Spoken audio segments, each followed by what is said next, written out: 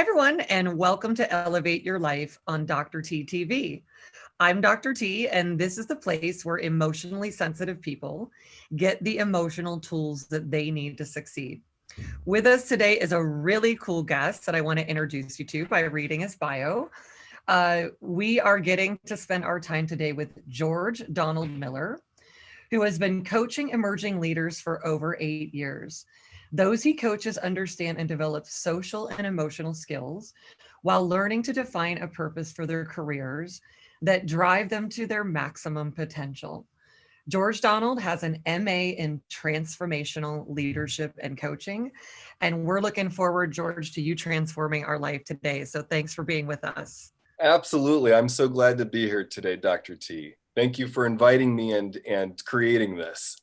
This is awesome. So, George, tell us about what got you started down the path of doing transformational leadership. I mean, what's your journey been about that has really brought you here to be doing all these great things? So I got to say, Dr. T, I've looked at your TED Talk and looked at your spiritual biz interview and all of these things. And there's so many things that I relate to about our stories. In my family, I grew up in a more conservative religious family. And it didn't occur to me until I'm in my 20s and into my 30s, the kind of impact that had for me. So I'm the youngest, and my older siblings and my parents, half of my family comes from a Mennonite background, which is a more conservative Christian upbringing. And so in this system, I'm very emotional. I'm just born that way, whatever. I relate to the being ADHD thing, probably never diagnosed, but self-diagnosed. Mm-hmm. And I'm looking around at my family, and of course, I love them. And at the same time, I feel like an alien a lot of times. There's times where it's like I look like them. My face looks like them. Like I know I came from here, but like what's wrong with me, Or like, did I get dropped in here, right? Yes. And so I really related to how you said that even from an early age, like I felt like I had this mission to contribute something to, like, how do I belong in this family? And also, how do I help them? And is that even my role as a kid? But I don't know, but I'm making it that way because what else am I going to do? Right. And so I in my teens into my 20s, I developed more and more as an artist and then as a musician, and always disliking structure and this kind of thing. and there is and with some of the pain in that of not, as being the youngest, being babied a lot, and being allowed to get away with things that, I remember my older sister saying, you get away with stuff I would never. I mean, you're a teenager, you're a teenager wearing makeup and leaving the house. Like, I was not allowed to wear makeup, and I'm a woman, like this kind of thing. So there was a lot that I was just kind of allowed to do, but I didn't have my siblings or parents really being upfront with me about what society, how people react to this sort of thing, the setting boundaries and limits with me in a way that would help me develop. There was sort of a lot of, being the last child thing too, well, we're kind of done raising everybody. Just figure it out from them. Yeah, we already did it with them. I know. Isn't that like, okay, the novelty is worn off. Yes. But, and I have this thing though of being emotional and knowing that there's something important about that, or I'm saying these words to you now. I certainly didn't think about it then. And so what I came up with is what Alfred Adler would call a final fictive goal. Mine was, when I'm on stage and everybody's loving me for all of my emotional expression, then I will be okay. When that moment happens, then everything's going to work out. So I dropped out of art school because I was jealous of my artwork. It was getting more attention than me. So I was like, I'm going to be the one on stage. And I was creating music that, you know, very emotionally raw, angry, joyful, loving, the whole, I love Smashing Pumpkins, Rage Against the Machine, U2, all these bands that have this whole repertoire of feeling, you know, and that's like, because I identify with that. And it's like, okay, that's me. And I remember one of my first big successful shows where there was a lot of people there, and it was beautiful. I mean, it was set up wonderfully. And afterwards, people are like running up and like, yeah, this is amazing. And right in that moment, I felt hopeless and sad in a way and ripped off and terrified, because I was like, wait a minute, I just did all this stuff and I took some risks for a guy from where I'm coming from to get to this place, and this isn't it. Oh shit. Like, what am I going to do? And now I have to, like, also, like, you know, be this star right now for these people that want to celebrate me, but I'm not celebrating inside. This is not, you know. And so that was a one snapshot memory of how I got into drinking way too much, getting into drugs that are really dangerous. And I've often said my introduction to personal growth work was kicking heroin. And that was a thing that I learned to use as a way to deal with the anxiety of talking to people. And then, but it of course got in the way, because I want this emotional expression. I want to be able to do this, but it's not working out the way that I thought it was going to work out. That moment of, okay, I'm going to finally be okay, didn't happen. And so you know, I have this amazing family, all kinds of screwed up, but also all kinds of wonderful. And my cousin, with prompting from my sister, you know, I said, look, I'm handing my life over to you. I know I'm out of control. I'm going to do what you tell me to do. And yeah, you know, I mean, that took a little more arm twisting on his part and other people's part too. I'm so impressed. I'm just so impressed. Yeah. And so I get to this point. He says, look, you're going to go check into Hazleton or go down to Southern California and do hypnotherapy and kind of psychotherapy stuff with his dad, my uncle, and both of our aunt. And I opted for that one, went down there, and I'll never forget my uncle and I sitting down together. And he's what, 10 months, he's close in age to my mom, a little younger. We sit down together, and this emotional thing here. So, you're going to be a junkie, or are we going to talk about how much you hate your family? Mm-hmm. I mean, never in my wildest dreams was it okay to be angry. Wow. Never okay, and not okay to be hurt directly in relationship to another person. Mm-hmm. It's okay for me to be hurt about the world and stuff, but and it really, you know, opened up a whole lot for me. So we got into it, and I started looking at all these ways that I had blamed myself for feeling things. Yeah. And getting that, oh my gosh, I can actually take responsibility for my feelings and use my feelings. So much of what you talk about harnessing my emotions, you know, rather than trying to medicate or trying to suppress. Yeah. But you say something about emotions being a superpower. They are, yeah. Totally. So these light bulbs are going off for me around, oh my gosh, this stuff that I've held as something wrong with me can actually be a gift. And so I get into yoga, meditation, all kind of like stuff with men's initiation into manhood, looking at the world in a very different way. Now I'm still very much on the outside, on the fringes of society. And And it's not until I find this organization, the Right Foundation, that I work with now. And we do this intensive emotional intelligence training called the More Life Training. And I did this now 8.5 years ago. And I walk in, I've got my big beard down to here, vinyl pants, makeup. And I look at these people in suits in there and I'm like, oh, look at these sellouts. Got it. Wow. I'll show them what emotional intelligence is about.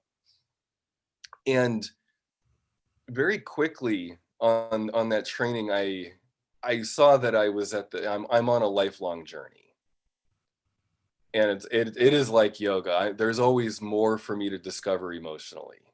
There's always new depths to experience. And I hadn't put it together until then either. I even though I was getting feedback in groups that I was in that I was like good at this and I'm good at coaching, I'm good at facilitating, I was always like, nah, that's not my thing.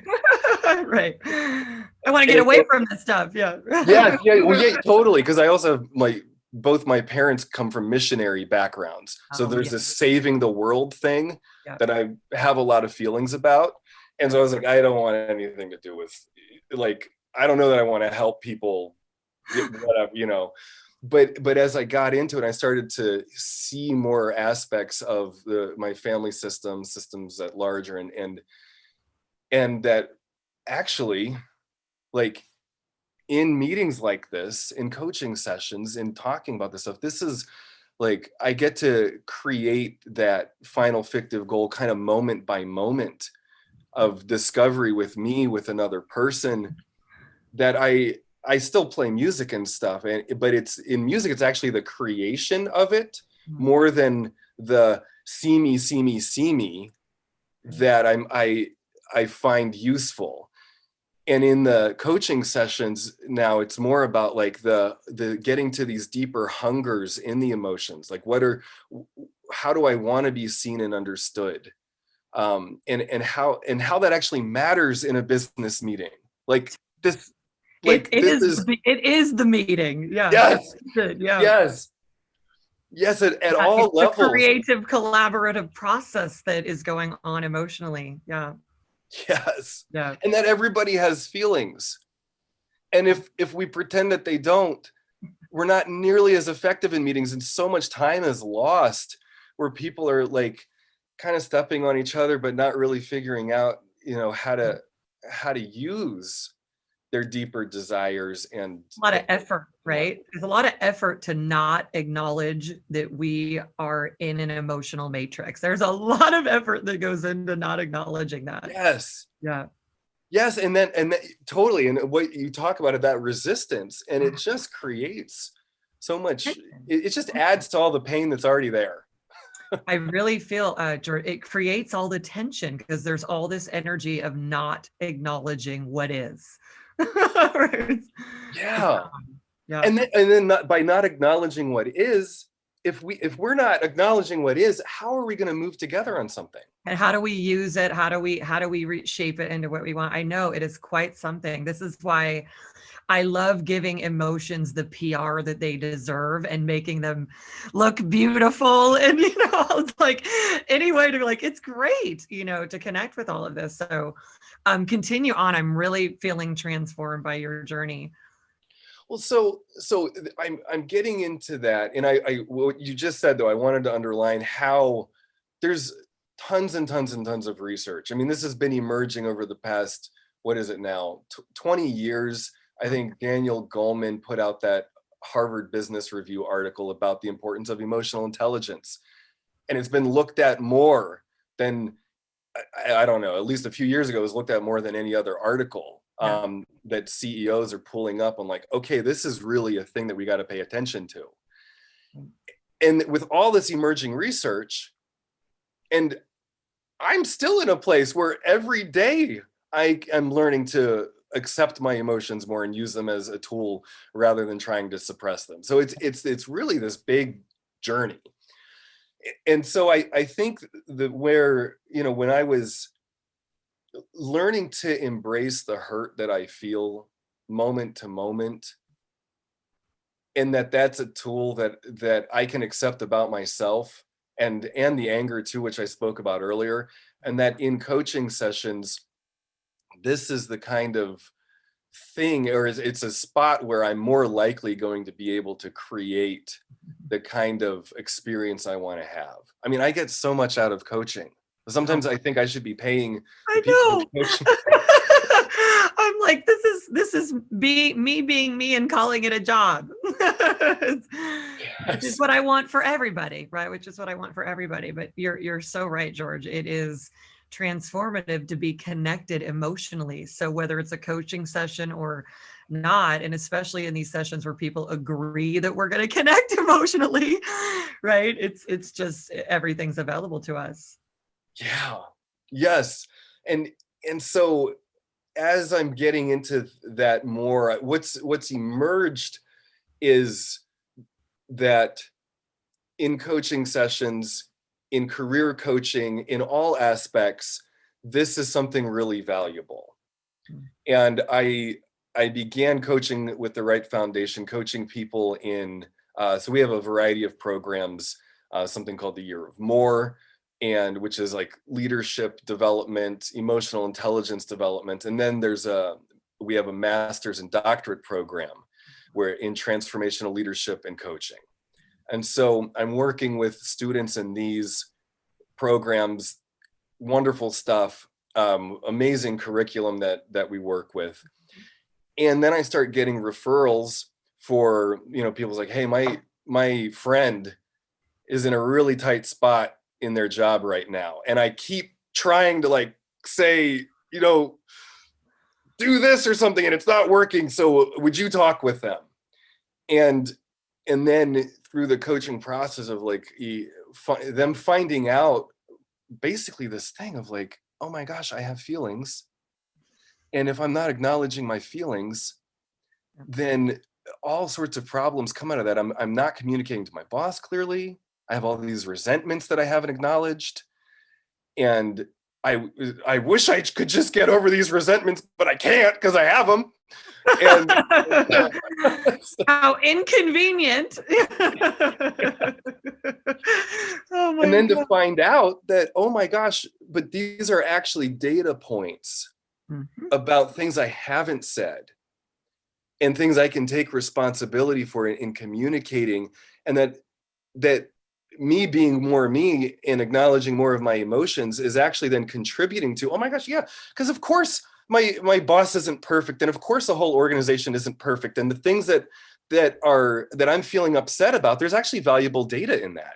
Really? I just haven't been good at communicating it. And it's even to your own self to just say, Yes. okay, let me check in with this. What am I if I wasn't in the great pretending that everybody's doing, that they don't, that we're not emotional creatures, that we're not literally creating life emotionally.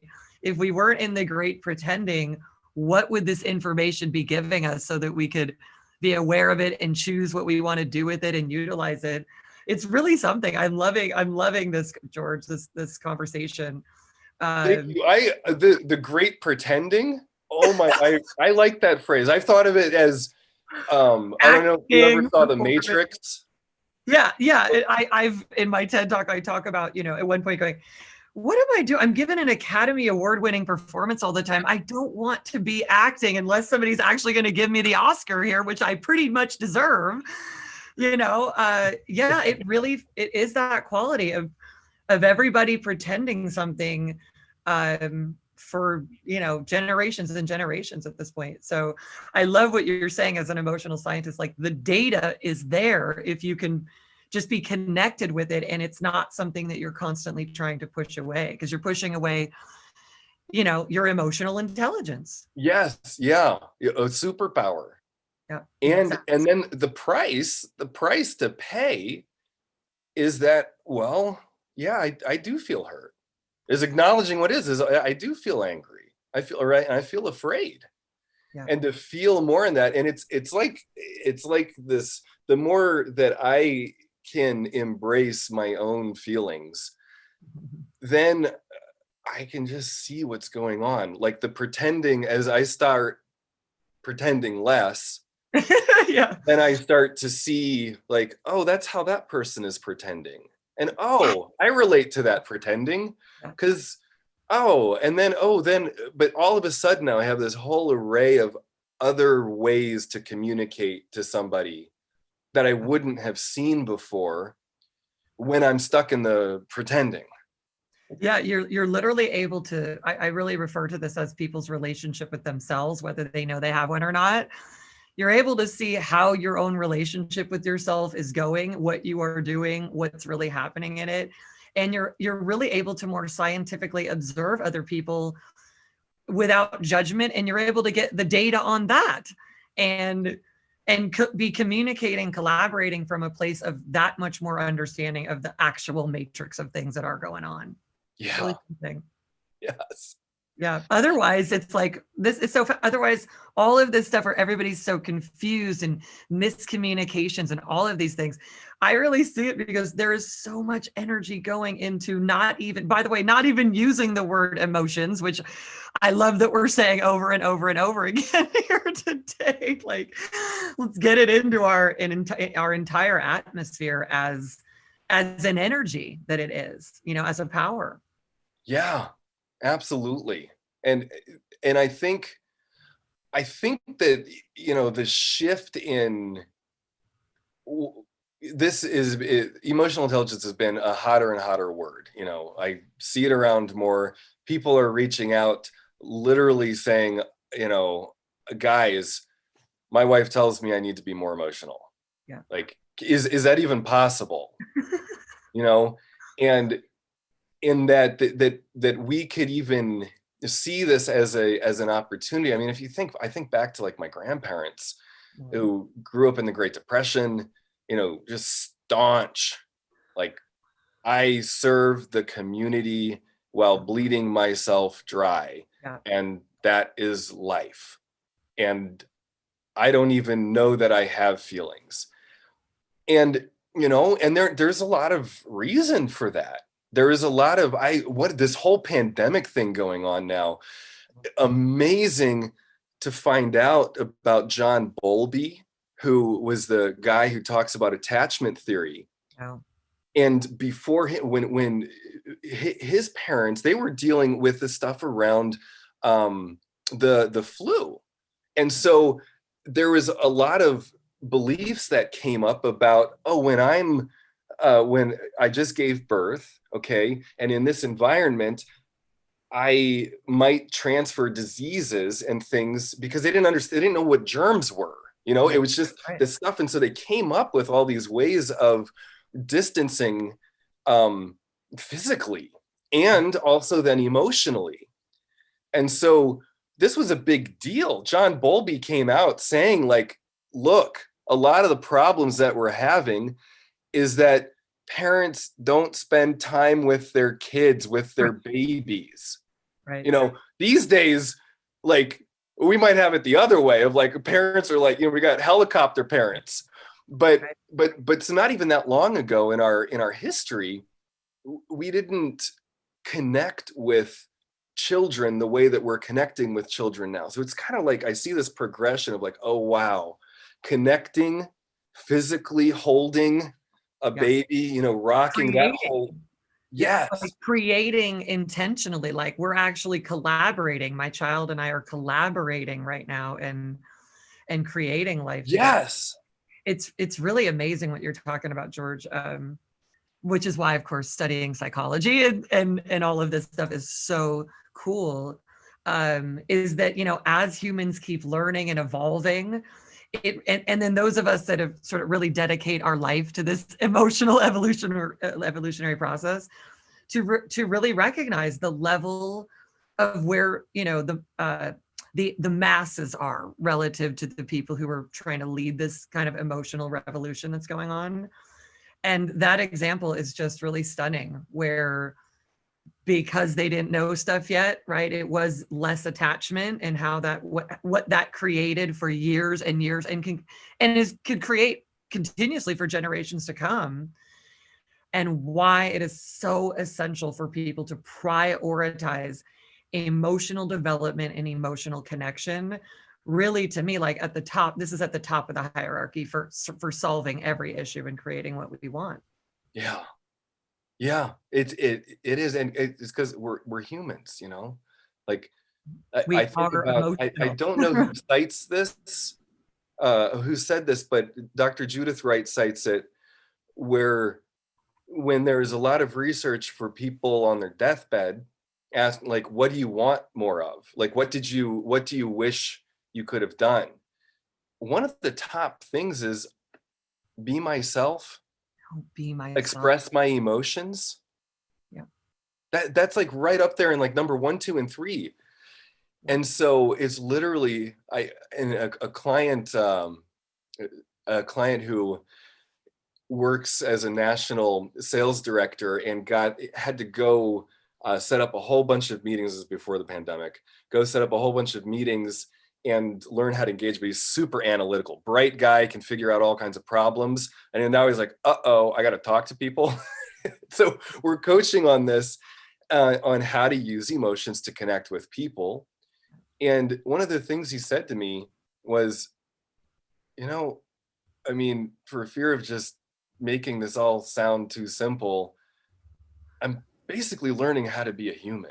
No, this is George. This is, I mean, this is some of the inside jokes at our company. We just, we have fun with, you know, and we're amused by our own selves, right? Because we're all on the journey as well of just continually evolving into like how easy it is to be a person, and that all of the storyline that it was so difficult is really just a big hoax, you know, and not, I'm using that word very lightly, but it's an awakening in every sense of the word, because being able to be ourselves is what we're here to do.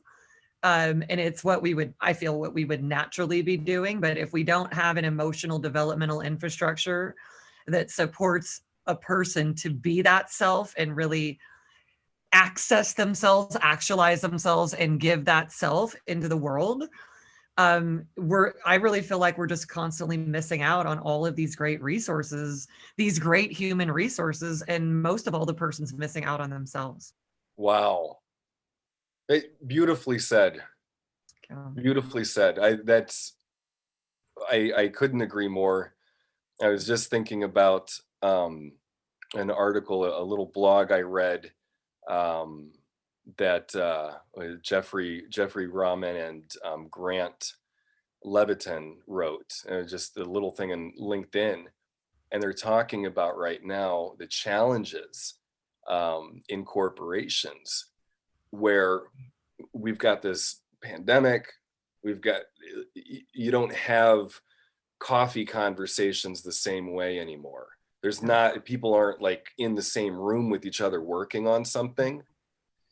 And what they're saying in this article was, right now it's more important than ever to develop the individual, the self, rather than develop somebody for a role, because things change so quickly. This whole pandemic has, you know, businesses have had to turn on a dime or fail. And when the individuals in a business aren't able to do that, it's gone. And the role that they were changed for is obsolete. So the role didn't, I mean, it's not saying that roles don't matter, but they're not nearly as much as a human being matters. Well, and so developing a person is what they're calling leaders to do. This is, you know, like a dream come true moment to hear that that's going on, because this is what I've been doing through my whole career with myself, and knowing that a person's true self-actualization, where the power that they really are, the creative capacity that they really have, especially when they're deeply connected to themselves and others, and intentional, right? Just connected to their intentions instead of their reactions. The reality is, that's the whole point. We're here to literally bring the whole self forth to create all these things that people need. And when the role limits the evolution rather than the structure supports this expansion of a person, then again, we're missing out on all of the resources and the talent that's there. And so I love this because, well, all of the work that I do is helping people literally be able to be themselves, and like just call that a job, right? Just really call that a job, and bring that to life, and also just let it breathe and grow. So our company here is all, I created a platform for coaches where not only could they come in and use our basic core important emotional technology and training, but that they could just keep evolving who they are, George, as not only coaches, but now I've got a coach right now who is really evolving as a coach into like how much she loves to cook. So she's not only coaching for our team, but she's also at our retreats for making beautiful food for clients and getting to live out like the full self in Uh-huh. my company, which is essentially it gets created to be our company. It's a whole different model, and I love that Yeah, you're bringing that forward. rather than saying, "Oh, I don't have time to cook. I don't have time to develop this thing," or Yep, like, "Wait, no, this is important to me, and there's going to be a right. way that I can integrate this into something that's part of Yeah. a bigger picture." And how perfect is it? One of our private recovery retreats for emotionally sensitive people to have an emotions coach and be able to cook beautiful 5-star meals, and everything is integrated like that. And it's a whole different, yeah, it's a whole different, she's still adjusting to that reality is true for her, that the expansion of herself as an artist can help all the artists that we help and things like that. So you're obviously so connected to the cutting edge of what's going on in what I refer to really as the world of emotional science right now. Right on. Yeah, the world of emotional science. I think we are we're at a place more and more where it's imperative. I mean, it's like Critical. we have to keep developing, um, expanding, or what's the point? Or I think it's inherent in all of us. I know I'm thinking back to Dr. Judith Wright's book, Transform the Science of Spectacular Living. Yeah. And the first chapter is the transformational imperative. And so much of that is about accessing our innate wisdom that's this, but if we don't create the environment, or like what you're talking about with the I forget your wording for it, the emotional structure or something to facilitate our development as people, Yeah. then we miss out on the gift. Yeah. And what I love, what I'm doing with this show, and I'm so glad we're in this conversation to serve people, is that this is what we want from the beginning of somebody's life, right? That it is about self development. It is really about giving the infrastructure for a person to emerge and not just be a replica of all the negative emotional conditioned patterns that are there, that even the parents don't want to continue on but don't know how to change that. So it's really in everything. It's a full it's really time for a full scale massive emotional paradigm shift. And I feel like we're seeing play out an important we're all in an important emotional curriculum. We're seeing what happens when somebody's emotional foundation is rocky, and what that brings to a society, and what it brings when everybody is watching it. And I think to my dad, who I love very much and who is not with us physically anymore. Mm, And he sorry to hear brought that. forth, he passed on August 9th of 2019. And he brought forth so many amazing things that I'm carrying on in what I'm doing here. But he's like so many people, that he also was trapped in a lot of emotional cycles, just like we're seeing play out, on the world stage here. And those emotional cycles are very, very impactful, and they trickle down and they keep going through the generations. And it just feels like we're really being called to recognize that our emotional capacity is the number one capacity that we need. And if this moment in time isn't waking people up to that, I don't know what it would really take, but this feels like it. Yeah, yes, I hope and pray. I think about the work of Claire Graves and Don Beck and Mm, spiral dynamics, mhm. Oh yeah. and how at the they say, they're looking at like, oh my gosh, we're on a global stage now. This is back in the 50s, 60s, and 70s, and we're interweaving in ways that have never been done before on this planet. And we can see some pretty disturbing possible consequences up the road. Are we going to make it as a species on this planet? Like, so that's one of the questions they have going into it. And and then Claire Graves working tirelessly on his research around this, and then saying towards the end of his career where it comes out, and he was afraid he wasn't going to be able, it wasn't the research wouldn't be done before he passed, and it coming out and saying, okay, the data shows that we're going to make this leap, we're going to make this. And even though it doesn't seem like it, all evidence is showing that. And I think about that, the shifts that are happening. I mean, certainly there's all kinds of poverty and, I mean, just terrible, terrible, terrible things happening in this world. And then, as I research and read about, 100 years ago, 200 years ago, it's like, oh my gosh, well, this is nothing new. I mean, things have been really unequal and screwed up for a long time.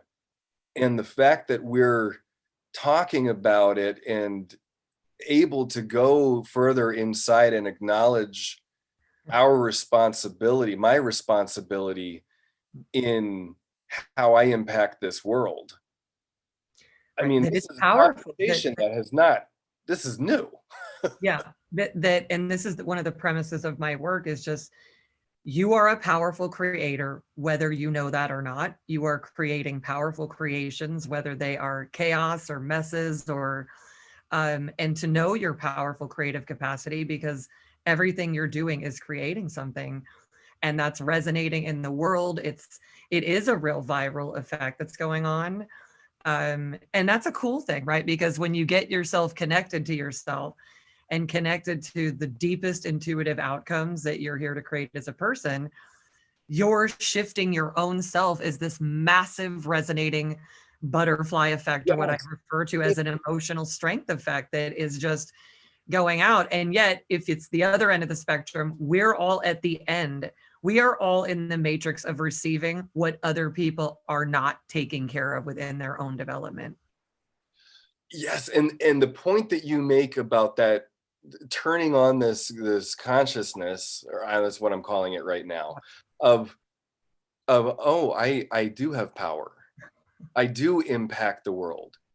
Then that was a really, I think that's one of the things that I woke up to, even though I had done a lot of hallucinogens, even though I did a lot of yoga and meditation, even though I'd done a lot of things, it wasn't until I was on the More Life training where I had this aha moment of, wait a minute, so much of my existence and being and the way that I've interacted with the world has had to do with trying to get off this planet, trying to escape, trying to, so literally just wishing that like Lord of the Rings was real and that I Yeah. could be freaking Sam or Yeah. Legolas, somebody there, Right. because then I would have more purpose. But then to have this aha moment of like, wait a minute, I live on a planet that is way more complex than any sci-fi thing I've ever heard of in my life, and is way more just complicated and actually happening right now.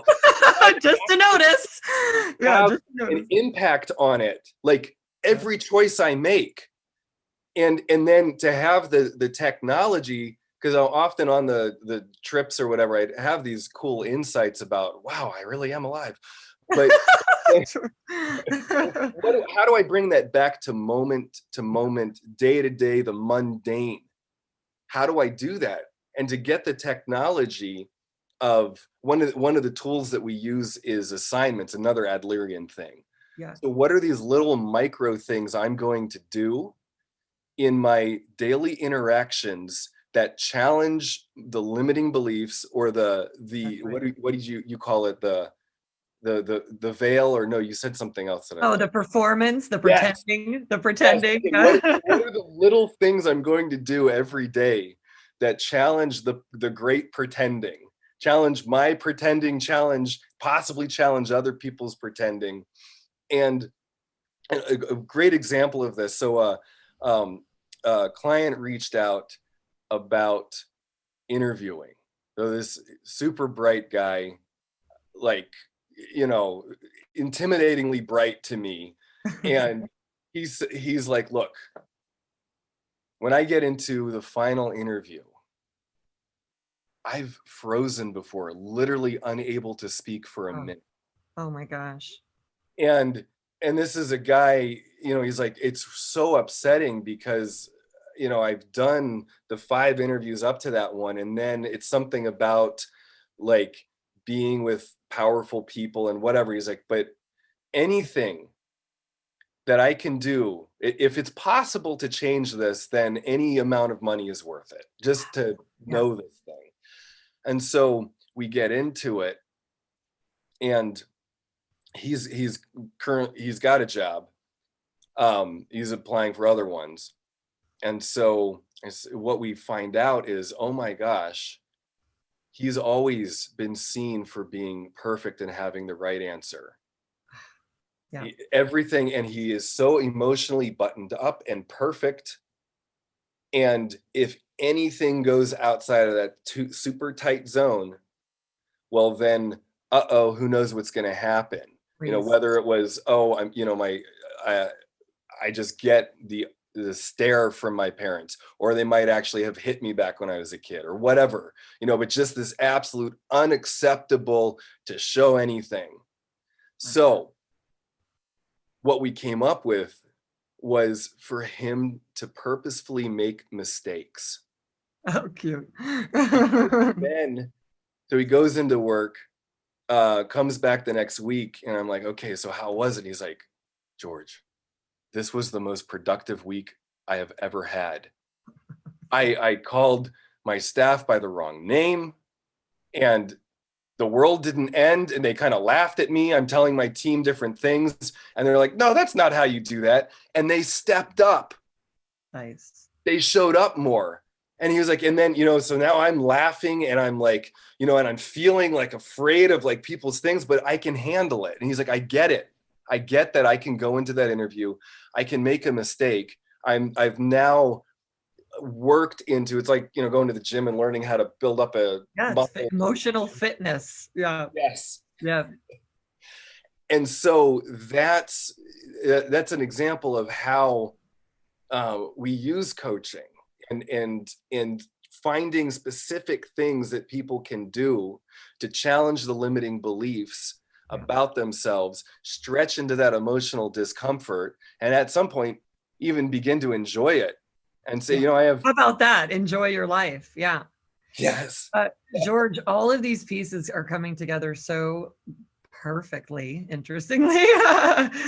And I'm just loving the the challenge here to this, the way that there's this whole storyline of like humans like feeling this existential, like it's meaningless and it's purposeless, and what's it all about, and why am I here? And when I think about, I love you saying like I was looking for all the ways to leave, how to get out of here, and how there's a massive amount of the population trying to figure out how to check out from the reality that we are here, and we are in a really magnificent, and also it's magnificent and it's complicated to us, but we're in a beautiful, magnificent experience that we're having, and whatever you want to call it, the video game or whatever, and it's complex to us. And the interesting thing of like checking out of it as if we really could, right? Right. And uh and I think about, I've said this so many times, it's just in my, and more so in the last year, I've said something like, I see the case for heroin now. I see the case for heroin as, because as the ability to go into, to check out the most and have a lot of pain relief. And I just see all the reasons why people are wanting to check out. And it's such a powerful thing to check in and create and be in that power and own it on every level and stop pretending that it's not there and looking at the real evidence that we can walk into a room and feel a bad thought and the whole room can change, quite honestly. And we can walk in a high vibration, and not only is that changing in a room, but then when those people leave, the people that they're interacting with, and we are truly very, very powerful creators.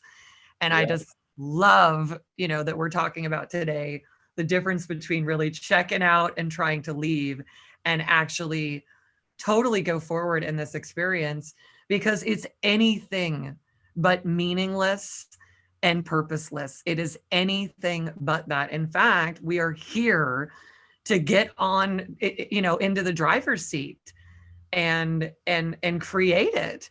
And so I just love everything that you're sharing today. It's really, really powerful. And I'm so glad that everybody's getting a connection to these things. And I want to make sure that that people know how to get in touch with you, what they can expect from working with you, and any of those things that allow people to follow along with you after we're done today. Absolutely, Dr. T, thank you. I think you and I could enjoy and trip out and be with all of what we're talking about probably for a long time. And I think we're going to, by the way. I'm planning on it. Yes. Yes. Yeah. Yeah. So thank you for bringing that in. So really easy thing is to go to georgedonaldmiller.com. That's my website. You can always book a time to speak with me on there. Then I also, my LinkedIn page, a lot of people find me through LinkedIn. I'm always posting things on there, reposting other people's things. It's been such a blessing. LinkedIn has been such a cool tool over the years. And then another thing that I have coming up is, so a colleague of mine, Dr. Gordon Medlock, and I, when the pandemic hit, we started doing a half an hour coaching every Wednesday for career coaching. Just jump on in. We did that for a while. We collected a bunch of data. Then we created a 5-day career challenge, kind of from, okay, this is what people are working on. These are the things that they're finding useful in how to be effective, whether it's a job hunt or whether it's leveling up in a career. This 5-day process kind of underlines all of that. Cool. And helps people build that. So it's what is it? I'm gonna just pull that up. It's a 5-day. What is the URL on that? 5-day career challenge. Literally, you type that in, it'll come up. And then now we're getting feedback from that. So some people are using that, and some people will supplement it with coaching. So if they have an interview coming up and they want to do a mock interview session, or they've got some of these deeper questions, they'll book a session for that purpose. We also are going to recreate a time for people to meet weekly, maybe twice, but at least once a week. So that's another element that we found is really useful, is not just having a one-to-one coaching session or just a process that works, but then a community where they can bounce ideas off sort of at any point in time. And so we're setting that up right now. We'll be launching that with the 5-day career challenge next month.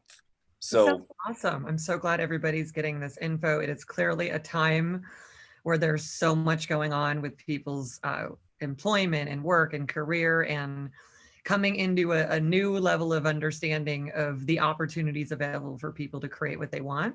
Yeah. It's really, sometimes we are thrust into it. So it is definitely time to create all those opportunities and create those new realities.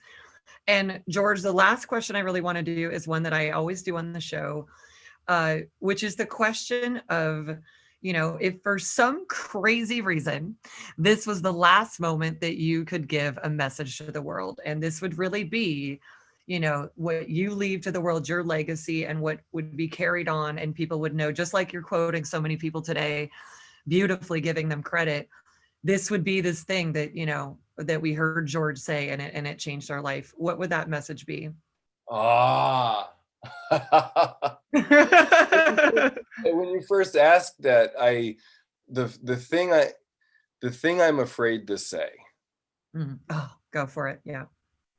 the thing that popped up, because it's just so oversaid or whatever. But when you said that, if this was the last thing I could say to the world, it would be, I love you. Yeah. I love you. I love being here, and I love being with you. Nice, George. Oh my gosh, And I feel the same. I thank you for saying that, because now I feel like I want to make that my message to the world too. And I think it is. And I will just say, I know you're saying that to our audience, and I'll just say, I really love you for being here and saying that, and for loving us. Thank you. absolutely. Thank you. Well, thank you so much for creating this. Yeah. Oh, you're so We'll be in welcome. touch, I'm sure. You're so welcome. So audience, we just want to thank you for being with us today. George and I just want you to take all of what we've shared with you, take it into your heart, into your soul, and into your cells, and really implement it into your life. And just to go forth and create the reality that you want. You're a powerful creator. And it's good to be here and create that. So until next time, we'll see you soon. Take care and be well.